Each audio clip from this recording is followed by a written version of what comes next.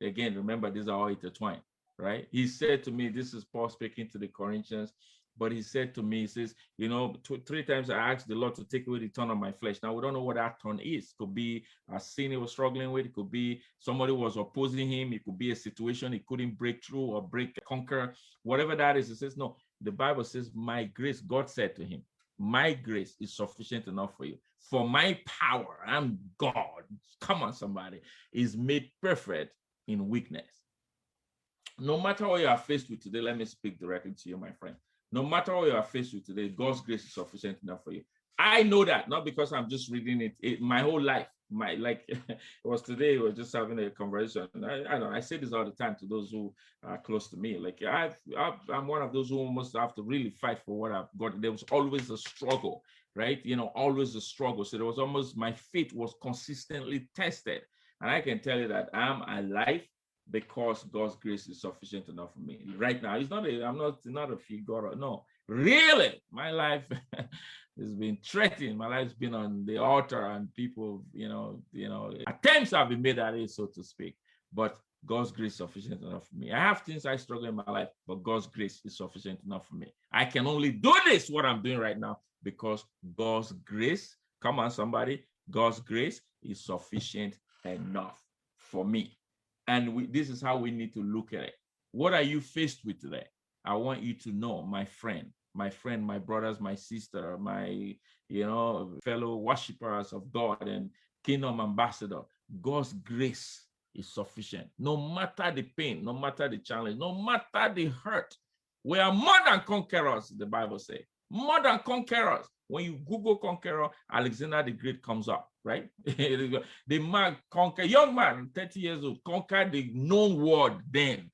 They tell us in history that at one point started to cry. They asked him, why are you crying? He said, there's no more place to conquer. I want to conquer, but there's no more to conquer. And he started to cry. But the Bible tells us we are more than that. We are more than conqueror.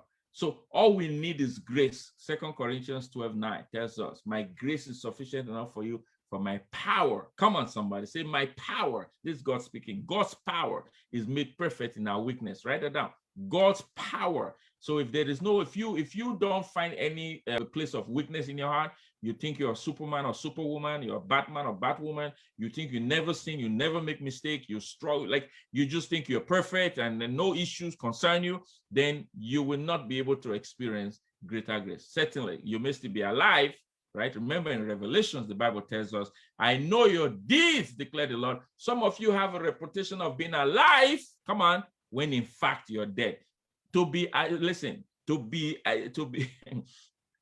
living does not mean you're alive. The fact you see people and they are breathing does not mean they are alive, literally. And the fact some people are dead, like they can't move no more, does not mean they are dead. What determines this is purpose and grace. Purpose and grace, absolutely. There are people that are dead that long. We're still talking of Jesus, right? A long time. And there are people that have died that we'll still talk about today in honor, in admiration, and in reverence, right? But there are people alive that we don't even know anything about, right? So, and if you are not about your purpose, then, and certainly you've not given your life to Christ, the Bible actually considers you dead, right? That's just because to be alive is to be in relationship with your maker, to be in relationship with God. That's what it means. I'm just bringing it home to you. That's exactly what it means, right? Without God, we are dead. The Bible says only a fool says there is no God. Man, read the definition of a fool. We use that. Please don't use that for your kids. That word is powerful. When you call somebody a fool, you're telling them they don't exist, their brain don't function normally